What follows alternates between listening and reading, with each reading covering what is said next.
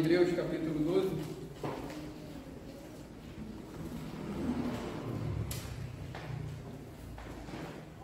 Hebreus capítulo 12, a gente vai ler a última parte, que vai do versículo 25 ao versículo 29, a última parte do capítulo 12 de Hebreus.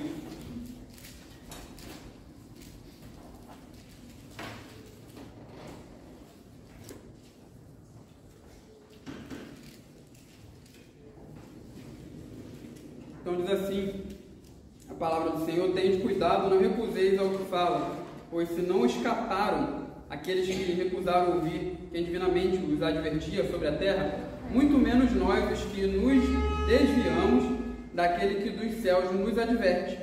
Aquele cuja voz abalou então a terra, agora, porém, ele promete, dizendo: ainda uma vez por todas farei abalar não só a terra, mas também o céu.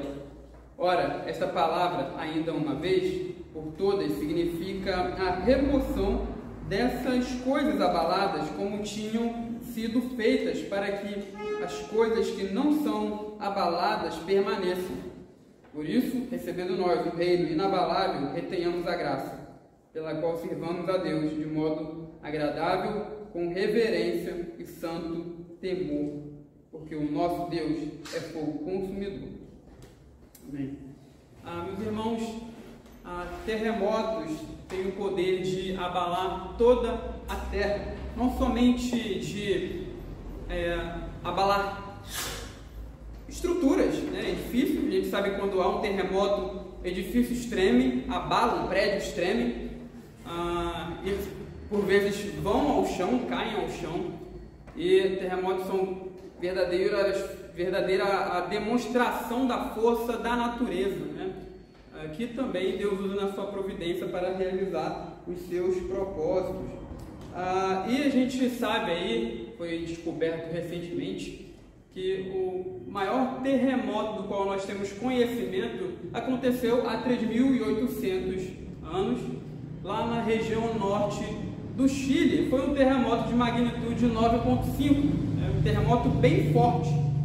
E as consequências desse terremoto chegou até mesmo na Nova Zelândia. Pedras do tamanho de carros foram arrastadas por esse terremoto, E aquela região ali do Chile, região norte do Chile, ficou devastada. E tão devastada que foram necessários 1000 anos para aquela região ser habitada por pessoas novamente. Então foi um terremoto terrível, muito forte. O nosso texto também fala de um fenômeno sísmico. Deus trará um grande abalo, como mostra o nosso texto, um grande terremoto, digamos assim, mas não será um tremor pequeno atingindo apenas a terra, mas será um abalo cósmico, um fenômeno cósmico que atingirá tanto a terra como o céu, como nós vimos aí no texto que nós lemos de Hebreus. No domingo passado, nós vimos no sermão que Hebreus fala de dois montes, de Sinai e Sião.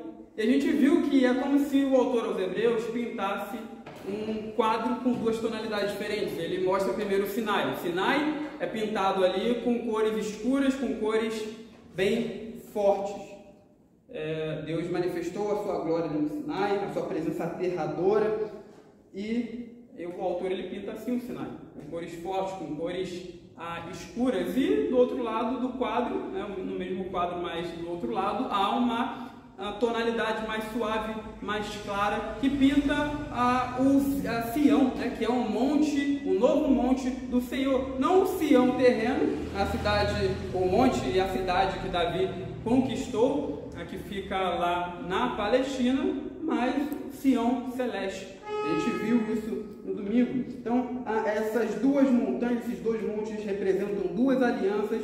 A primeira montanha representa a primeira aliança, uma aliança feita com Israel, ali no Sinai. E o segundo monte representa a nova aliança, e é nesse monte que Deus nos trouxe.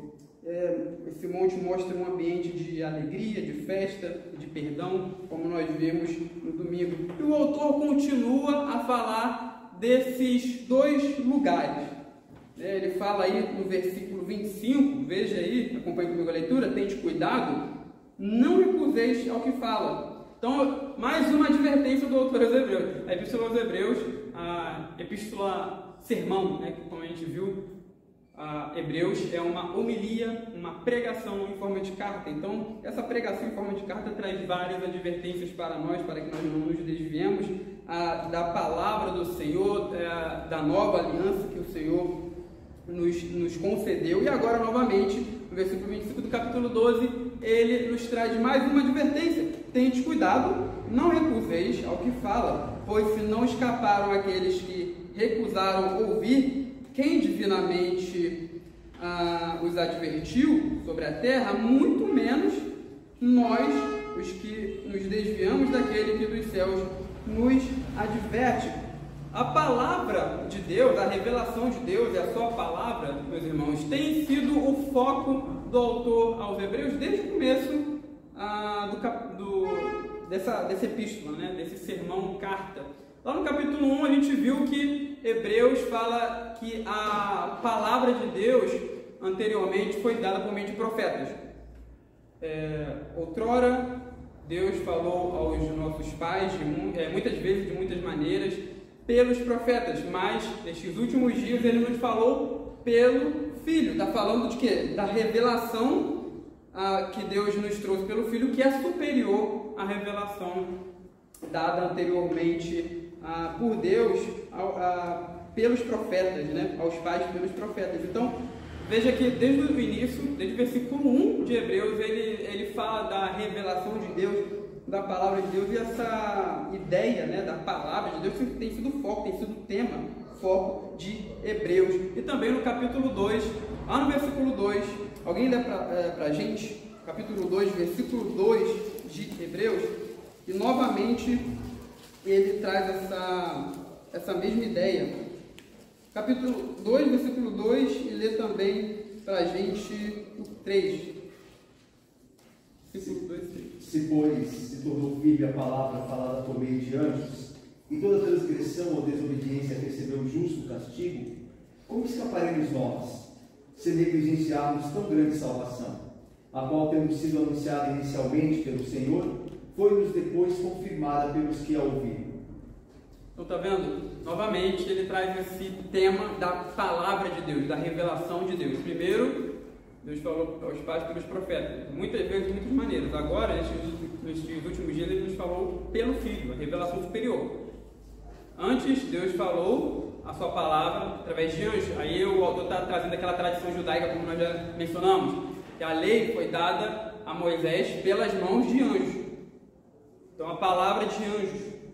Agora, Deus nos falou pelo Filho, né? E depois essa palavra continuou sendo pregada pelos discípulos do Senhor. Então, esse tema reaparece nesse trecho também que nós lemos, e também no trecho anterior de domingo, né? Que, no caso aí, pegando essa parte maior, vai do versículo 18 ao versículo 29. E por que ele reaparece aqui? Lembra que quando Deus se revelou lá no Sinai, ele fala desse contraste de Sinai e Sião, entre a antiga aliança e a nova aliança, a revelação de Deus no Sinai envolveu a voz de Deus também. Então, Deus falou ali ao seu povo, né? Então, a voz de Deus foi manifestada aos antigos israelitas, e o versículo 24 do trecho que a gente viu no domingo também fala da voz de alguém, da voz do sangue do Messias.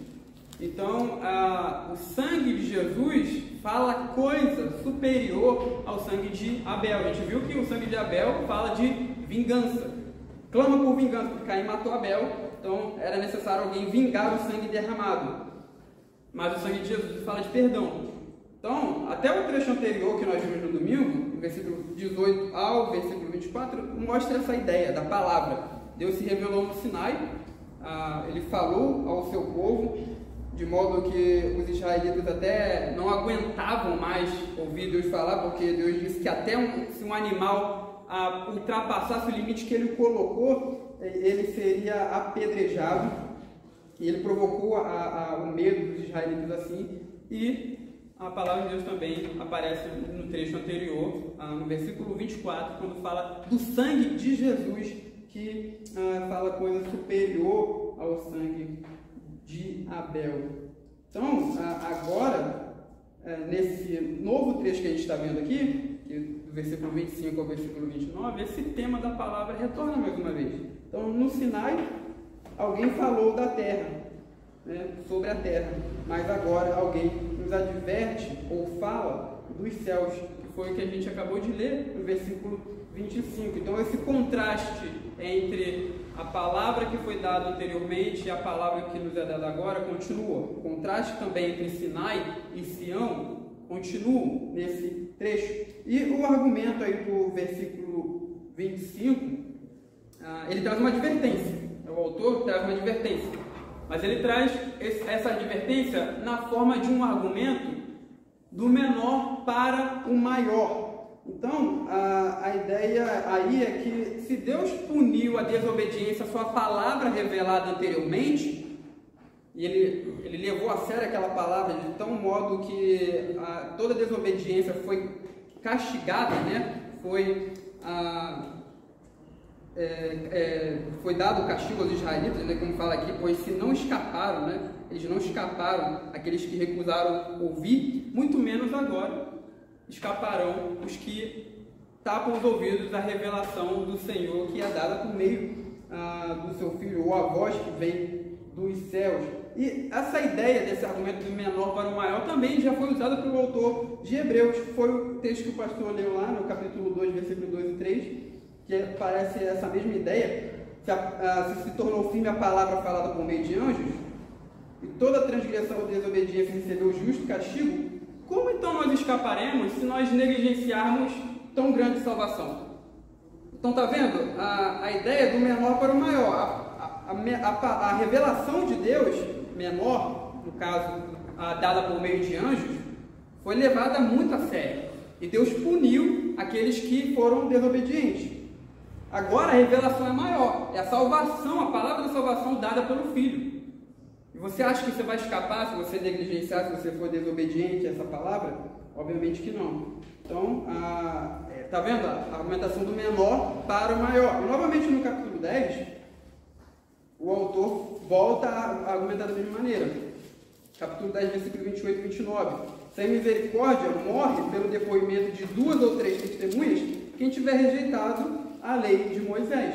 De quanto mais severo o castigo, julgais vós, será considerado digno aquele que calcou aos pés o Filho de Deus e profanou o sangue da aliança com o qual foi santificado e ultrajou o Espírito da graça. Então, está vendo? Do menor para o maior.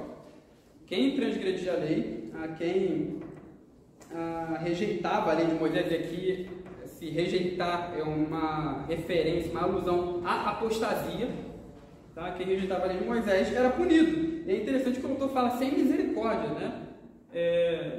Quando tinha testemunhas ali, 2 ou 3 testemunhas, e se estabelecia que alguém rejeitou a lei, não tinha misericórdia, essa pessoa era punida. E aí ele fala de quanto mais severo o castigo julgais vós, será considerado digno aquele que calcou os pés do Filho de Deus. Ele usa uma imagem muito forte aqui, a ideia de pisar em cima de Cristo, calcar os pés o Filho de Deus, ultrajar o sangue profanar o sangue da aliança, ultrajar ou ofender o Espírito da graça. Então, se Deus tratou com severidade quem rejeitava a antiga aliança, na nova aliança, Deus tratará os desobedientes com mais rigor ainda. Não é com menos rigor, é com mais rigor. Então, a situação menor, que é a dos israelitas, do deserto, a gente vê que eles foram julgados, né? Aqueles que rejeitaram a palavra. Deus advertiu sobre a terra, quando ele manifestou a sua voz no Sinai, quem rejeitou foi punido. A situação menor, ou melhor, a situação maior agora, a situação maior é a dos ouvintes e a nossa situação também. Porque nós estamos vivendo debaixo agora da nova aliança. Nós estamos na nova aliança, numa revelação superior que foi dada pela palavra do Messias. Então, essa situação maior tem implicações para os ouvintes da época e tem implicações para nós também, né, que como acabamos de falar, nós somos a igreja do Senhor e nós estamos debaixo, então, dessa nova aliança, e nós ouvimos, então, essa revelação, essa palavra que o Senhor trouxe a nós. Ele dá uma ênfase aqui a essa recepção da palavra que vem do céu. Então, se o povo no Monte Sinai for julgado por Deus por rejeitar a sua palavra, haverá um juízo ainda maior para quem rejeita a palavra da salvação. E veja que isso aqui é muito diferente, o que o texto de Hebreus fala aqui é muito diferente do que as pessoas normalmente entendem sobre como Deus se revelou no Antigo Testamento e como Deus se revela agora no Novo Testamento. As pessoas têm o costume de achar o seguinte, de afirmar o seguinte, que no Antigo Testamento, na Antiga Aliança, Deus ele agiu com muita severidade, né? Deus era severo com o pecador, ele não era longânimo, ele não era misericordioso, ele não era compassivo, perdoador, mas agora a gente está vivendo debaixo da graça. Então, Deus tudo aquilo que ele não era antes, agora ele é. Não era longânimo, agora é. Não era perdoador, agora é perdoador. Só que o que a gente vê na Bíblia não é exatamente isso. É uma concepção errada de Deus, de como Deus tratou o pecado no Antigo Testamento e como ele trata o pecado também no Novo Testamento. A gente vê que no Antigo Testamento Deus era misericordioso, sim. Quantas vezes Deus agiu com misericórdia, com perdão com o seu povo? Quando Deus se revelou, acho que foi no domingo retrasado que a gente viu em Êxodo, quando Deus se revelou ao seu povo, e especificamente a Moisés, ele falou o seu nome diante de Moisés, né? Quando Deus passou diante do mediador, do profeta Moisés, Deus revelou o seu nome ali diante dele, e ele disse que ele é o Senhor, Deus misericordioso, compassivo, perdoador, longânimo, clemente. A gente vê esse aspecto do ser de Deus, da sua bondade, da sua benignidade, do seu perdão ser enfatizado ali. Quantas outras vezes Deus perdoou o seu povo? Demorou muito tempo para Deus levar Israel para o exílio, para Deus levar Judá para o exílio. Ele suportou os pecados daqueles dois reinos, Reino do Norte e Reino do Sul, com muita paciência. O profeta Miqueias fala que Deus não retém a sua ira para sempre, porque Ele tem prazer na misericórdia. Então, o Antigo Testamento está constantemente mostrando o favor de Deus, a graça de Deus, o perdão de Deus. Então, essa concepção de que Deus ele era severo e não era longânimo, não perdoava anteriormente, é contrário às Escrituras. A Bíblia não fala isso. E por outro lado, a ideia de que nós estamos vivendo debaixo da graça e agora Deus não é severo também é contrário ao que o Novo Testamento diz. Quantas vezes já passou aqui na Epístola aos Hebreus, em textos que falam da severidade de Deus, textos que nos advertem, e a Epístola aos Hebreus ela tem algumas das mais severas advertências de toda a Bíblia, que foram dadas por Deus a nós, né, para que nós temamos, para que nós tremamos diante dele.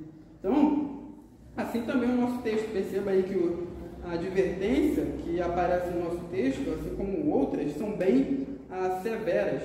Então, o que na verdade fica claro para nós, que a Bíblia nos mostra, é que Deus ele é severo, muito severo, mas ele também é muito perdoador, né?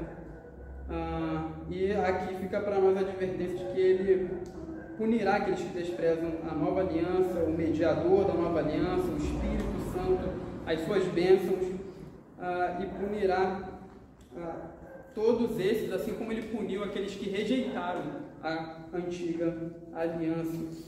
Então a gente tem que considerar essa severidade de Deus, tá? Como Paulo fala, ele fala considerar a bondade e a severidade de Deus, mas aqui a gente enfatiza a severidade, porque é isso que está sendo enfatizado no texto. Deus não a deixará impune aqueles que rejeitam a palavra, a sua voz, que nos adverte do céu. E veja que o versículo 26, alguém lê para a gente, o versículo 26 ele cita aí um trecho do Antigo Testamento, profeta Ageu. Então alguém lê para a gente, por favor, o versículo 26. aquele cuja voz abalou, então a terra, agora porém ele promete dizendo, ainda uma vez por todas farei abalar não só a terra, mas também o céu. Então, tá vendo? Foi o que a gente falou no início do estudo. Deus, ele promete aí abalar não somente a terra, mas o céu. O autor aqui, Hebreus, está citando Ageu, capítulo 2, versículo 6. E esse trecho, ele fala de uma profecia do profeta Ageu, que foi dirigida a Israel no período pós-exílio. Então, Israel já havia voltado para a terra prometida, né, para Canaã. Ele estava na Babilônia, Deus trouxe o seu povo de volta e Deus falou ao seu povo por meio de Ageu, encorajando o seu povo. E por que foi necessário esse encorajamento? Porque o povo estava desanimado.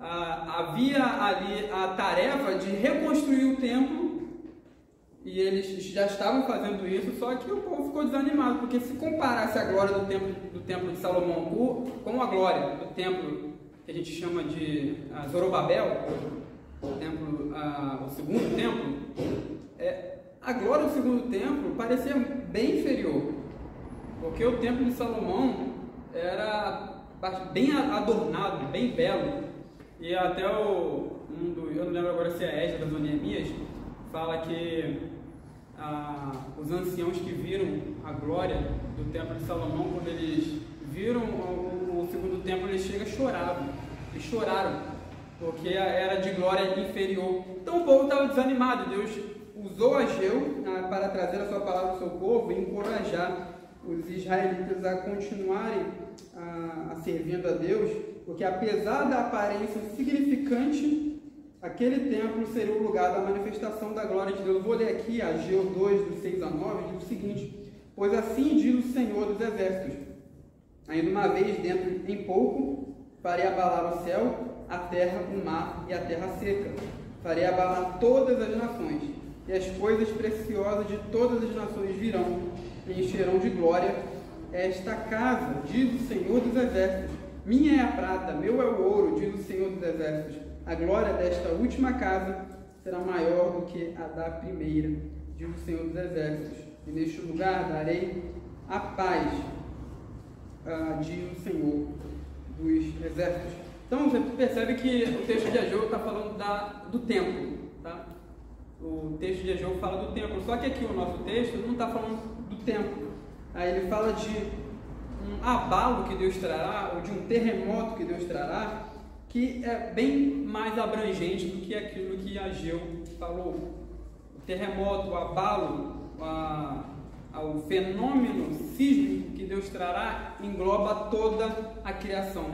É um abalo cósmico. Então o autor, ele, como em outros lugares, ele explica para a gente o que isso significa, né?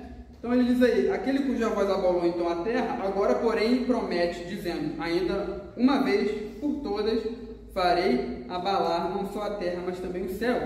E ele vai explicar agora no versículo 27. Ora, esta palavra, ainda uma vez, está vendo que esse ainda uma vez aparece na citação de Ageu. Versículo 26, ainda uma vez por todas. Agora ele explica, né? Ainda uma vez por todas significa a remoção dessas coisas abaladas como tinham sido feitas, para que as coisas que não são abaladas permaneçam. Então, ele está explicando, assim como ele já fez em outros lugares de Hebreus, ele cita o texto do Antigo Testamento e começa a explicar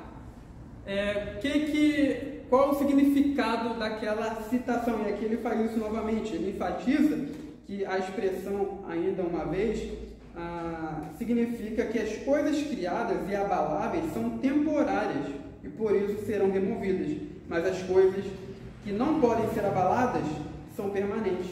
Então a ideia aqui é que, assim como no episódio de Sinai Deus abalou a terra, agora ele promete um abalo cósmico no futuro que atingirá também o céu, não só a terra, mas também o céu, ou seja, toda a criação será abalada para que prevaleça apenas o reino de Deus e tudo aquilo que pertence a Ele, pois são inabaláveis e permanentes. Então, essa ideia do autor é que aquilo que é removível, aquilo que é abalável, será removido e o reino de Deus permanecerá. Aquilo que pertence a Deus é permanente.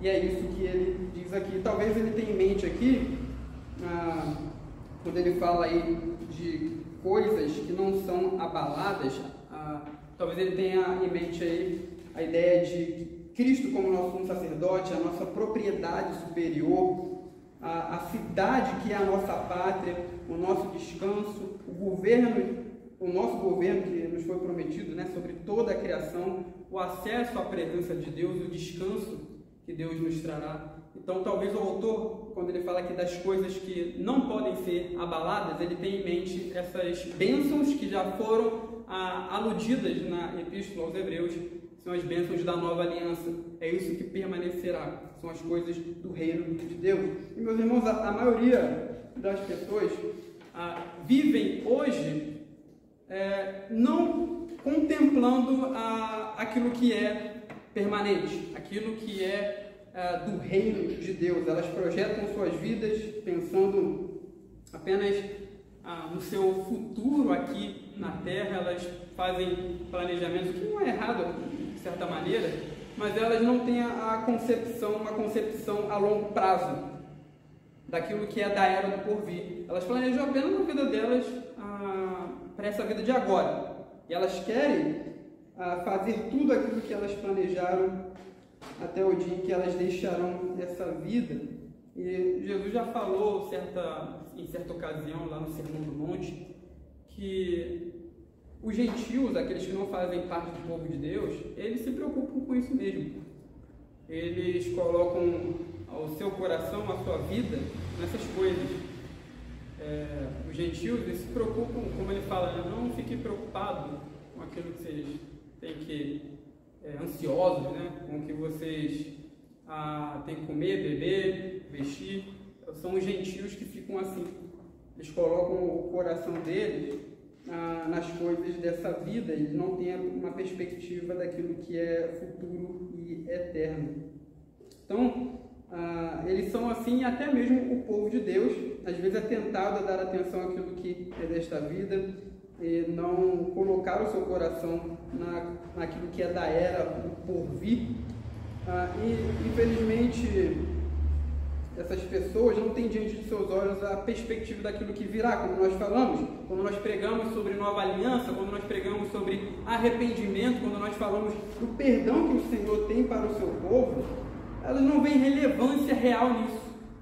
É algo que para elas não é relevante, porque elas, como a gente acabou de falar, elas estão com os olhos naquilo que é dessa vida, naquilo que é abalável, naquilo que passa, naquilo que é removível, que Deus tirará ou trocará para estabelecer aquilo que é permanente. Mas veja que, de fato, esse assunto aqui que Hebreus nos traz é muito relevante, é muito real, é muito importante, porque ele fala aqui de duas montanhas, e essas duas montanhas falam do nosso relacionamento com Deus. Então, Sinai e Sião fala do relacionamento do homem com Deus. O autor aos Hebreus, como nós vimos lá no domingo passado, ele usou aí uns verbos que trazem a ideia de espacialidade. Veja aqui no versículo 18, ele diz o seguinte: não tem chegado, ou seja, vocês não vieram. E depois no versículo 22, mas tem chegado, vocês vieram. Vocês não vieram ao Sinai, mas vieram a Sião. Então, a ideia aí de verbos que apresentam a ideia de movimento, aquilo que é espacial, né? Mas a gente não deve entender isso aqui literalmente. O autor, ele tem em mente aqui outra coisa, não é um movimento literal, mas ele está falando da nossa posição em relação a Deus. Tá? O autor aos Hebreus está falando aqui da posição do homem em relação a Deus. Primeiro, a presença de Deus pode ser encontrada na primeira montanha. Na montanha onde Deus revela a sua glória e a sua santidade aterradora. Ele transmite essa sensação de horror que impõe medo, tremor, impõe restrição, porque lá no Sinai Deus falou: não se aproxime de mim. E na outra montanha, que é Sião, Deus mostra, transmite, né, uma outra sensação, que é a de alegria. Ele monta em Sião um ambiente de festa, né? Há em Sião uma nova cidade, anjos em reunião festiva, a Assembleia dos Primogênitos, que, como nós vimos, são aqueles que herdaram as bênçãos de Deus, as coisas do Senhor, e também há os espíritos dos justos aperfeiçoados e perdão. Então, o relacionamento do povo de Deus, como mostra essa segunda montanha, né, Sião, mostra aí um clima de alegria. Essas montanhas falam do nosso relacionamento com Deus. Sinai, Deus apresenta a sua face aterradora e ele restringe o acesso a ele, e em Sião ele mostra a sua santidade, mas uma santidade receptiva e acessível, onde há um ambiente de alegria e festa. E o que nós fazemos então em relação a isso? O que nós fazemos em relação a essa revelação de Deus, essas duas montanhas? Nós lembramos no início que o autor tinha voltado ao tema da palavra. Então, ele quer que nós ouçamos e obedeçamos a voz do Senhor, que nos adverte do céu. Ele enfatiza a nossa recepção à voz do Senhor. Caso recusemos essa palavra, não haverá então escape, porque rejeitar essa palavra é rejeitar tudo aquilo que Deus oferece em relação ao pecado, né? O perdão, a bênção da purificação que Deus nos concede por meio de Jesus Cristo, a nova aliança. Então, o que as pessoas encontrarão longe dessa segunda montanha, que é Sião, é apenas a face aterradora de Deus, como ele apareceu lá no Sinai. Longe dessa segunda montanha, há o terror de Deus, o horror da sua santidade, né, mostrado ali por meio daquelas manifestações que apareceram lá no Sinai. Isso que ele vai mostrar também no dia do juízo. Aqueles que não são cidadãos da Nova Jerusalém contemplarão apenas a face do Senhor em ira, em indignação para com eles. Então, a dura advertência que aparece aqui chama a nossa atenção também tanto para isso, né, para essa ideia, que a gente tem que fazer uma escolha: ou a gente escolhe o terror, ou a gente escolhe a alegria, né? Ou a gente escolhe a face aterradora de Deus, ou a festa no Monte Sião. Então ela chama a atenção para essas duas coisas, mas ela também chama a atenção para aqui, para a ideia de que essas coisas que são removíveis devem nos levar a viver à luz não dessa vida, mas também ou melhor, também não, né? Mais ainda, da vida que Deus nos trará, da vida por vir, da era vindoura. Então, o fato de que Deus removerá tudo aquilo que é passageiro, as coisas dessa vida, deve nos levar a colocar o nosso coração não aqui, porque as coisas desse mundo passam, como o apóstolo Paulo fala. E caso nós coloquemos o nosso coração aqui, no final nós não acabaremos com nada, né? Quem se agarra às coisas dessa vida pode desfrutar agora, mas depois isso aí não vai, essa pessoa não vai ter novamente as coisas que ela desfrutou aqui, longe de Deus. Então ela vai para o túmulo, não vai carregar nada com ela, e depois, quando Deus ressuscitar a humanidade, ela não vai ter nada disso. Então as coisas removíveis passam, as coisas dessa vida passam. O fato de que existem agora coisas que são passageiras deve nos levar a viver à luz daquilo que é da era vindoura, daquilo que é permanente, daquilo que Deus nos dá por meio do seu Filho Jesus Cristo, porque é isso que é inabalável. Então Deus nos chama a viver assim hoje, a viver em busca daquilo que é do seu reino, do reino que já começou através de Jesus Cristo, do reino que permanecerá para sempre. E veja que ele termina aí no versículo 28 e 29, dizendo o seguinte: por isso, recebendo nós um reino inabalável, retenhamos a graça pela qual sirvamos a Deus de modo agradável, com reverência e santo temor, porque o nosso Deus é fogo consumidor. Então, o autor aí, ele fala que nós recebemos um reino inabalável, e visto isso, então nós devemos ser gratos. A ideia aí de reter a graça, retenhamos a graça, em outras palavras, é uma expressão, né? Uma expressão que chama o crente a viver em gratidão.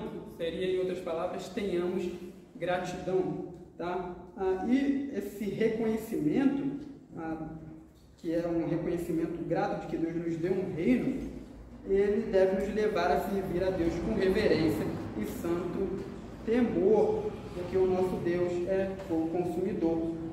E ele cita aqui literalmente Deuteronômio capítulo 4, versículo 23 e 24, que diz o seguinte: guardai-vos, não vos esqueçais da aliança do Senhor vosso Deus, feita conosco, que vos façais alguma imagem esculpida, semelhança de alguma coisa que o Senhor vosso Deus vos proibiu, porque o Senhor teu Deus é fogo que consome, é Deus zeloso.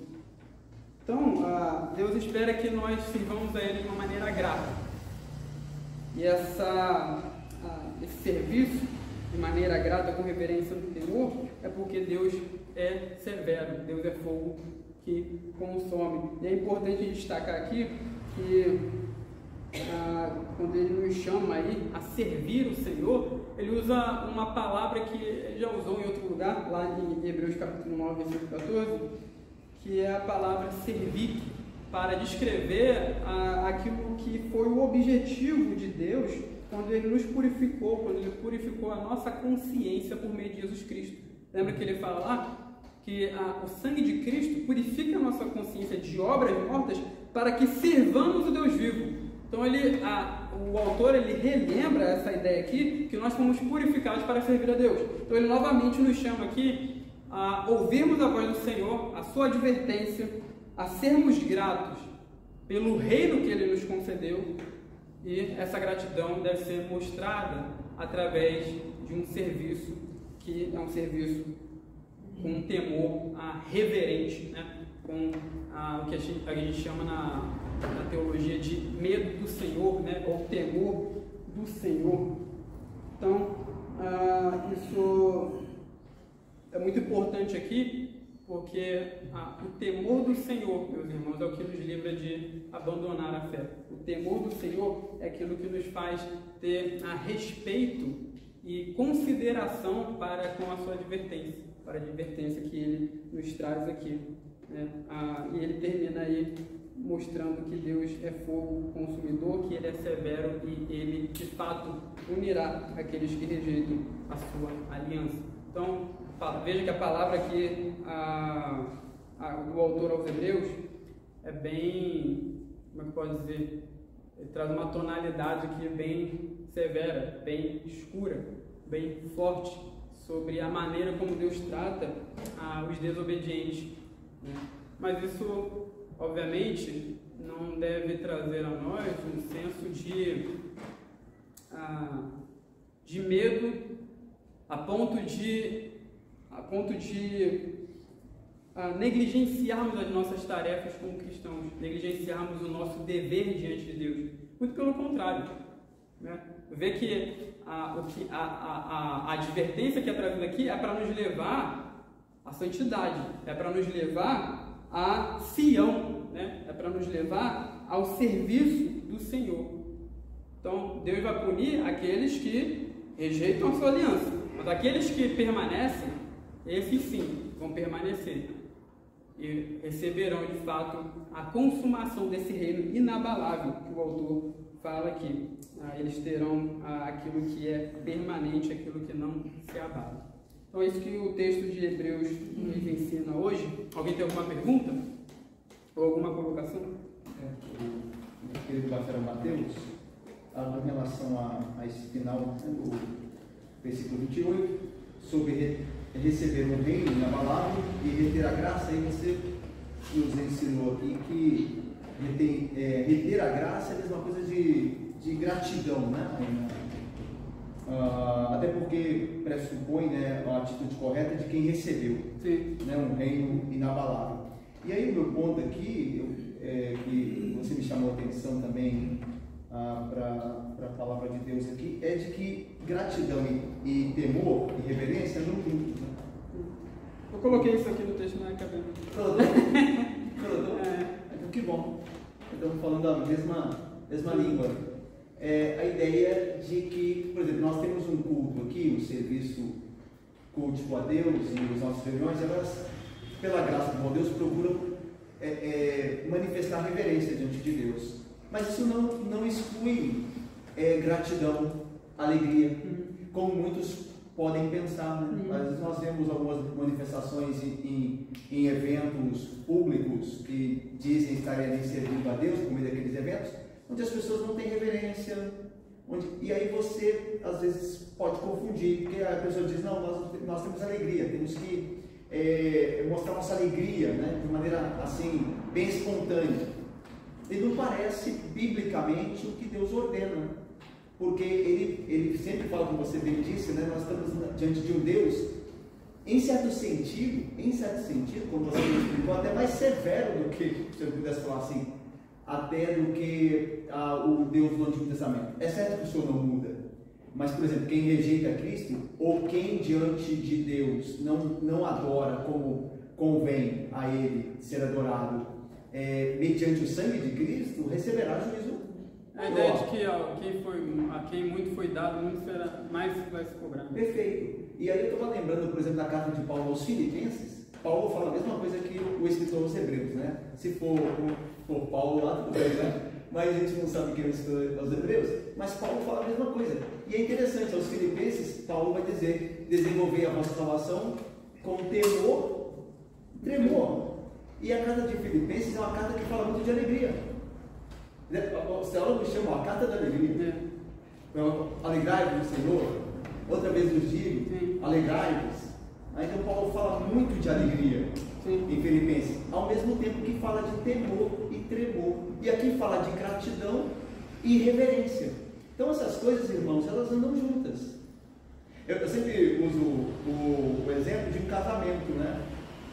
O casamento, no dia do seu casamento, você tem a liturgia do casamento e você tem um certo comportamento ali reverente. Se você é o noivo, se você é a noiva, né? A noiva não entra geralmente, né? Dando cambalhota na igreja, né? Ela entra dentro do processual ali, mas o coração dela está cheio de alegria, cheio de gratidão. Assim o noivo também. Numa formatura, não processual ali de formatura, você está se formando, você tem toda a liturgia ali do evento, mas você está cheio de alegria dentro do coração. Um teólogo disse, e para terminar, que a nossa relação com Deus é daquela criança que está brincando com o pai, de fugir dele, rodando a mesa. Os que pais aqui sabem, às vezes, né?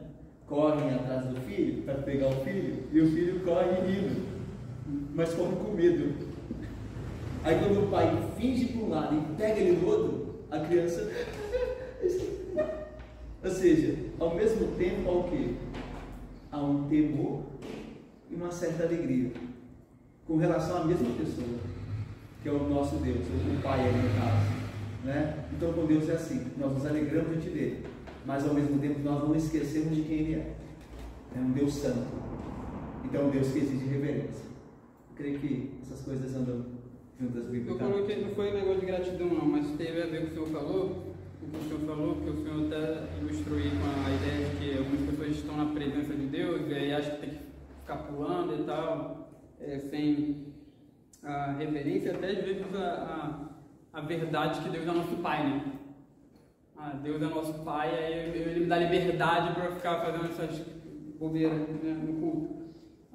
Mas eu coloquei aqui o seguinte, né? O acesso a Deus não anula o temor reverente. O temor reverente não anula a nossa aproximação de Deus. Então, tá vendo? A gente tem temor, né? Ou melhor, o acesso a Deus. Mas o acesso, ele não anula o fato de eu ter que respeitar a Deus, de eu ter que aparecer diante dele com um temor reverente, com um total respeito, sabendo quem ele é, que eu não estou na presença de qualquer pessoa. E o temor reverente também não anula a minha aproximação de Deus. Eu tenho temor do Senhor, mas eu não fico longe por causa disso. Eu me aproximo dele porque ele me deu acesso a ele. Então, uma coisa não anula a outra. As duas coisas andam juntas, tá? A adoração do crente ela é assim: temor e acesso, né? Temor do Senhor e aproximação. Então, as duas coisas andam juntas aí. É assim que a gente adora o nosso Deus no culto, que a gente concede a ele. Alguém tem alguma pergunta sobre isso?